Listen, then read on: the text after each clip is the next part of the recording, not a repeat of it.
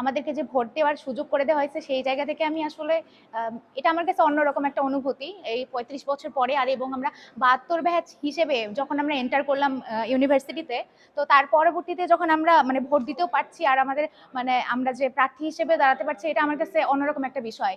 আমি এর আগেও কাজ করেছি, আমি শিক্ষার্থীদের আওয়াজ হিসেবে কাজ করেছি এবং আমার বাসা রাজশাহীতে, আমি রাজশাহীর একজন সন্তান এবং আমি রাজশাহী ইউনিভার্সিটিতে বর্তমানে পড়াশোনা করছি। তো সেই জায়গা থেকে আমি মনে করি যে আমি নতুন হিসেবেও আমি এই জায়গা থেকে শিক্ষার্থীদের জন্য অনেক করতে পারবো, তাদের আওয়াজ হিসেবে কাজ করতে পারবো। সেই জায়গা থেকে আমি এখানে আসলাম আর কি, প্রার্থী হিসেবে দাঁড়াতে আসছি এবং আমি সকলের দোয়া কামনা করছি, এটাই।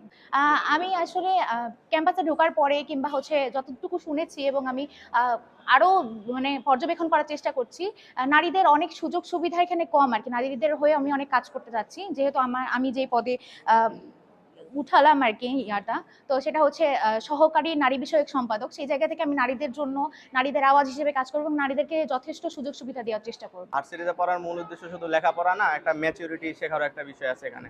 এখন যে যোগ্য প্রার্থী আমাদেরকে সেইভাবে গাইড করতে পারবে বা আমাদের ন্যায্য অধিকারগুলো পূরণ করতে পারবে, তাকেই তো অবশ্যই আমরা ভোট দিব।